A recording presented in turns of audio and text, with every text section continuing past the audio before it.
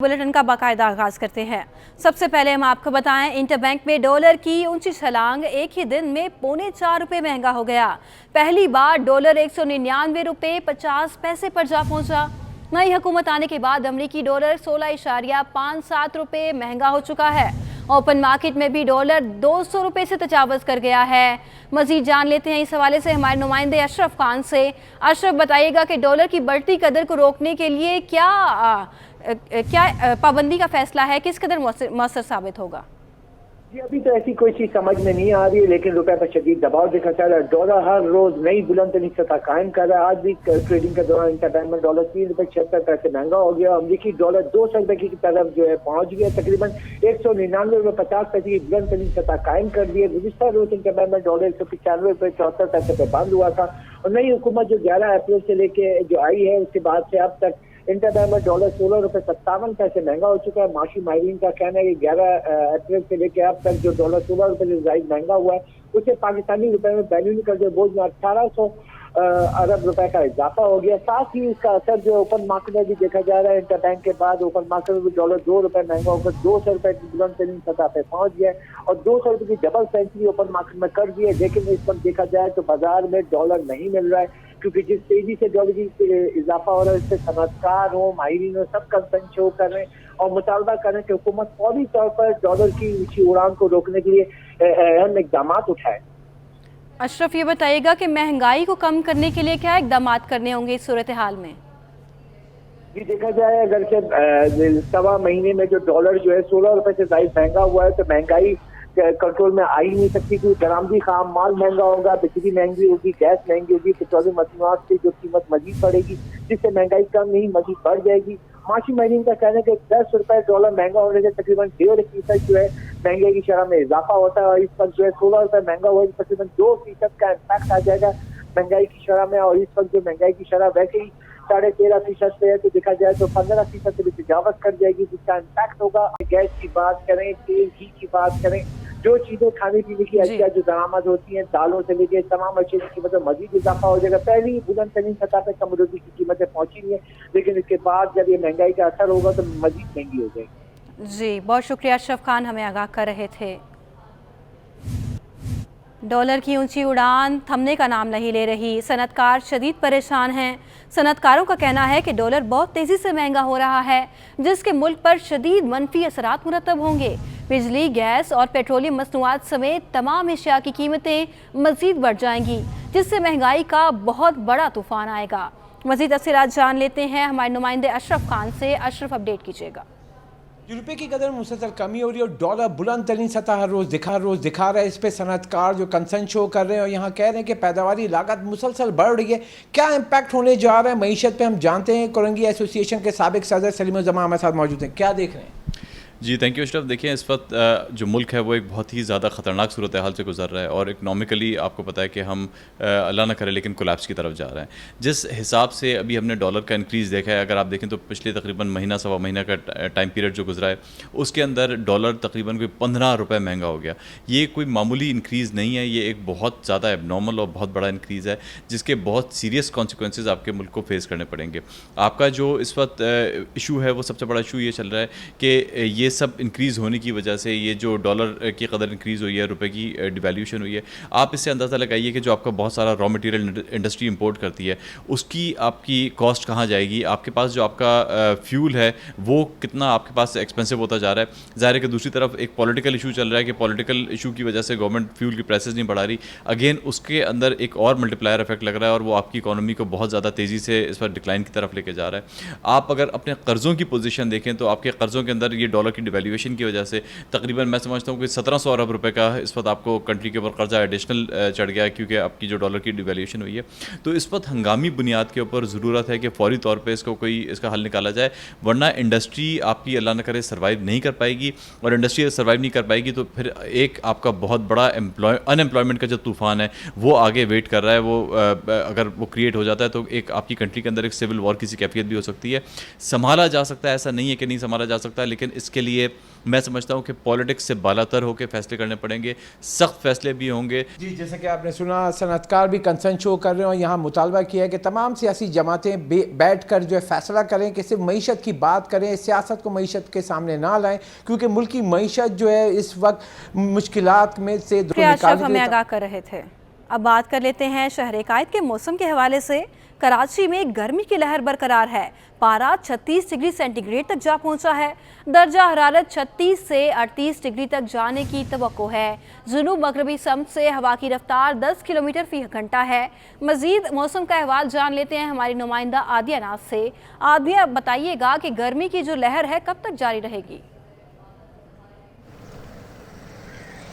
بالکل رواں ماہ جو ہے وہ گرمی کی لہر برقرار رہے گی, اور محکمہ موسمیات کا بتانا ہے کہ شہر میں ایک اور اسپیل آئے گا جو کہ 2 سے 3 روز بعد ہوگا, جس میں ٹیمپریچر جو ہے وہ 40 سے 42 ڈگری سینٹی گریڈ تک جا سکتا ہے. البتہ شہر میں ہیٹ ویو کا کوئی خدشہ نہیں ہے. سمندری ہوائیں جو ہیں وہ معطل ہو سکتی ہیں. آج موسم چونکہ بہت گرم ہے, شدید گرمی ہے, اور البتہ سمندری ہوائیں جو ہیں وہ بحال ہیں. اس وقت کا جو درجہ حرارت ہے وہ 36 ڈگری سینٹی گریڈ ہے, لیکن اس کی شدت جو محسوس کی جا رہی ہے وہ تقریباً 40 ڈگری سینٹی گریڈ ہے. ہوا میں جو نمی کا تناسب ہے وہ بھی 44% بتایا جا رہا ہے. اس کے علاوہ محکمہ موسمیات کا یہ بتانا ہے کہ جنوب مغربی سمت سے ہواؤں کا سلسلہ بحال ہے, اور اس کی رفتار تقریباً 10 نوٹیکل مائل ہے. جی بہت شکریہ عادیہ ناز, ہمیں تازہ ترین صورتحال بتا رہی تھی شہر قائد کے موسم کے حوالے سے. اب آپ کو بتائیں, پاکستان میں پہلی بار ماحول دوست الیکٹرک رکشہ متعارف کرا دیا گیا ہے. رکشے کی کیا خصوصیات ہیں جان لیتے ہیں ہمارے نمائندے بسیم افتخار سے. بسیم, بتائیے گا کہ ماحول دوست رکشہ کس طرح سے کام کرتا ہے؟ جی بالکل, پاکستان میں پہلی بار ہم دیکھ رہے ہیں کہ جو الیکٹریکل رکشہ ہے وہ متعارف کرا دیا گیا ہے. اس سے قبل جو ہے وہ پاکستان میں الیکٹریکل جو ہے وہ گاڑیاں جو ہے وہ متعارف کرائی گئی تھیں, لیکن ہم دیکھ رہے ہیں کہ اس وقت جو ہے وہ Korea Pakistan industrial collaboration forum 2022 میں یہ رکشہ جو ہے وہ متعارف کرایا گیا ہے. مختلف فیچرز ہیں اس کے. سازگار کی جانب سے کوریا اور پاکستان کے اشتراک سے, جو پاکستانی اور کورین کمپنی اس کے اشتراک سے یہ رکشہ جو ہے متعارف کرایا گیا ہے. اس وقت میرے ساتھ موجود ہیں سازگار کے پروجیکٹ مینیجر عادل سعید. ان سے جانتے ہیں کہ اس کی فیچرز کیا ہے, اسپیسیفکیشن کیا ہے, اور کیوں ضرورت پڑی ہے کہ الیکٹریکل جو رکشہ ہے وہ متعارف کرانے کی. السلام علیکم جی.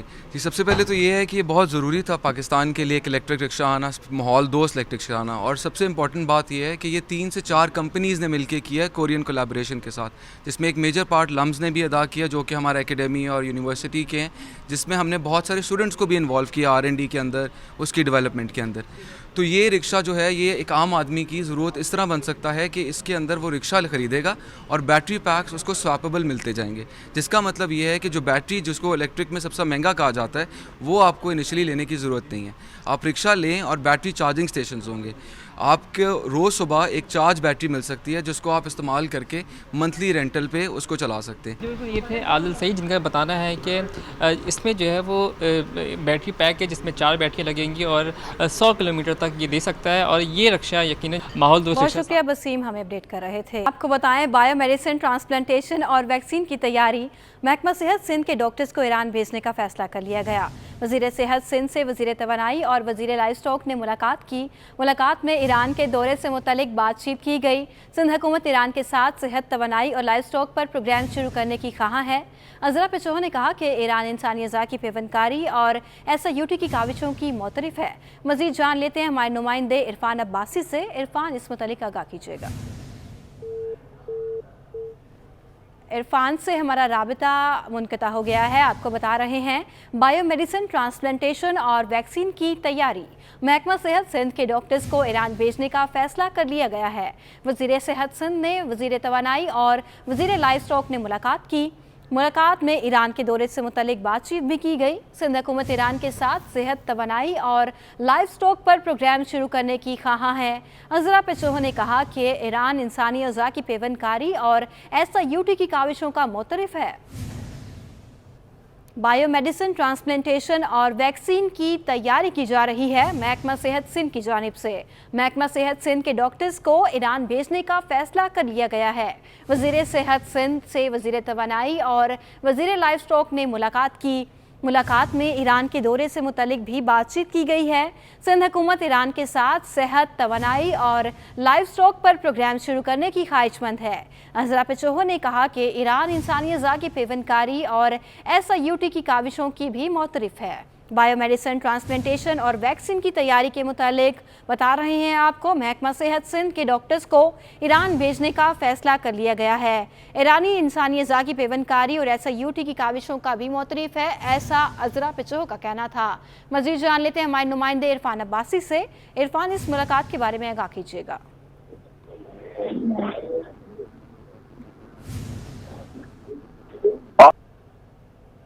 जी इरफान, अगर आप हमें सुन सकते हैं तो वज़ीर सेहत सिंध और वज़ीर तवानाई और लाइव स्टॉक के दरमियान की मुलाकात पेश हुई है। मुलाकात के बारे में आगाह कीजिएगा।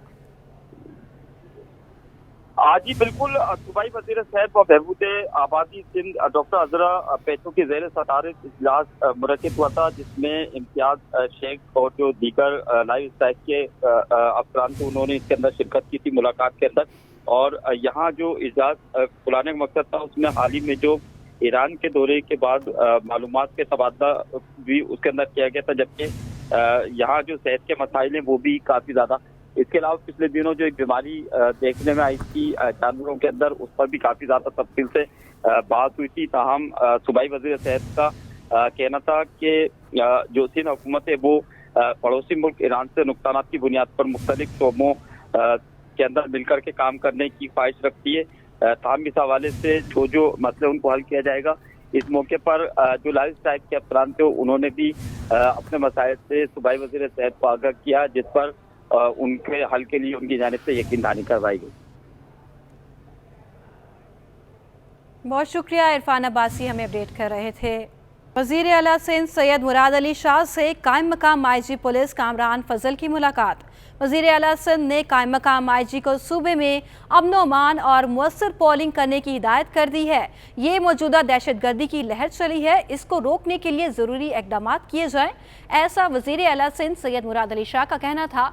वज़ीर आला सिंध सैयद मुराद अली शाह से कायम मकाम IG पुलिस कामरान फजल की मुलाकात हुई है। वज़ीर आला सिंध ने कायम मकाम IG को सूबे में अमन व अमान और मुअस्सर पोलिंग करने की हिदायत कर दी है। मज़ीद तफ़सीलात जान लेते हैं हमारे नुमाइंदे इक़्तिदार अनवर से। इक़्तिदार, मुलाकात में किन अमूर पर मज़ीद क्या बात हुई? जब आपसे कुछ देर कबल कायम मकाम IG कामरान फजल ने वज़ीर सिंध मुराद अली शाह से मुलाकात की। इस मौके पर मुराद अली शाह ने उन्हें सूबे में मजबूरी तौर पर अमन व अमान की सूरत हाल, मौसर पुलिसिंग और कराची में हालिया दिनों में होने वाले बम धमाकों की तहकीकात में मजीद पेशरफ करने का हुक्म दिया है। वज़ीर सिंध ने यह भी कहा है कि शहर भर में पुलिसिंग इस तरह बढ़ाई जाए कि शहरियों को तहफ़्फ़ुज़ हासिल हो, स्ट्रीट क्राइम पर मौसर इक़दाम किए जाएँ। उनका ये कहना है कि उन्होंने ये फैसला कर लिया था कि अब शहरियों को किसी भी किस्म की तकलीफ नहीं होनी चाहिए, इसलिए आला सतह पर यह तब्दीली लाई गई है। उनका ये कहना है कि कामरान फजल जल्द कोई एक्शन प्लान बना के उसे फौरी तौर पर शहर में लागू करें ताकि आवाम का जो एतमाद है वो बहाल हो। और साथ साथ उन्होंने ये भी कहा कि अब वफाक से हमें किसी भी किस्म की मदद दरकार होगी तो फौरी तौर पर मिलेगी, तो पुलिस जो है वो दूसरी सिक्योरिटी एजेंसियों से अपने राब्ते बहाल करे। इस मौके पर कामरान फजल ने वज़ीर सिंध का शुक्रिया अदा किया और इस अज़म का इजहार किया कि वो शहर में सूबे में अमन व अमान की सूरत हाल में बेहतरी के लिए अपना किरदार अदा करेंगे। जी बहुत शुक्रिया इक़्तिदार अनवर, हमें मुलाकात के अहवाल से आगाह कर रहे थे।